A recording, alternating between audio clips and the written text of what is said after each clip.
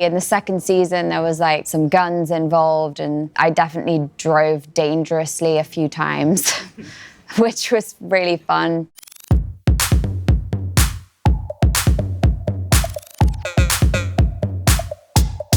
My family are all in the industry, so it was always something that was talked about, and I just knew from a really young age that I wanted to be involved somehow in the industry. And then I did an open call when I was about 11 for the Golden Compass.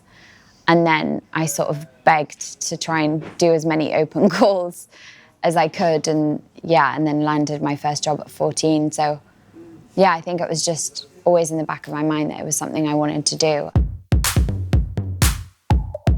I grew up with watching loads of films, but I remember watching A Woman Under the Influence at a certain point in my life and understanding what it meant to really play a very complex female character, and then really fell in love with that.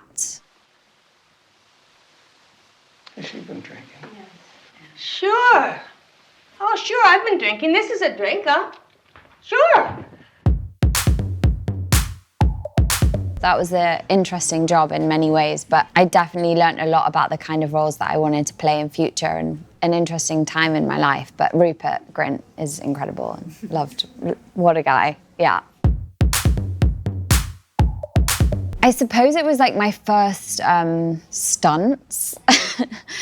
Particularly in the second season, there was like some guns involved, and I definitely drove dangerously a few times, which was really fun, and had like, you know, got to do a lot with Juliet where we were sort of climbing buildings and jumping off things. So yeah, the stunt side of that was really, really fun.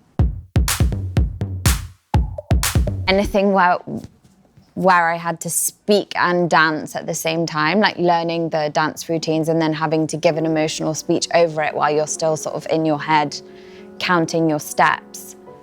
That's like patting your head and rubbing your belly, so that was quite a challenge.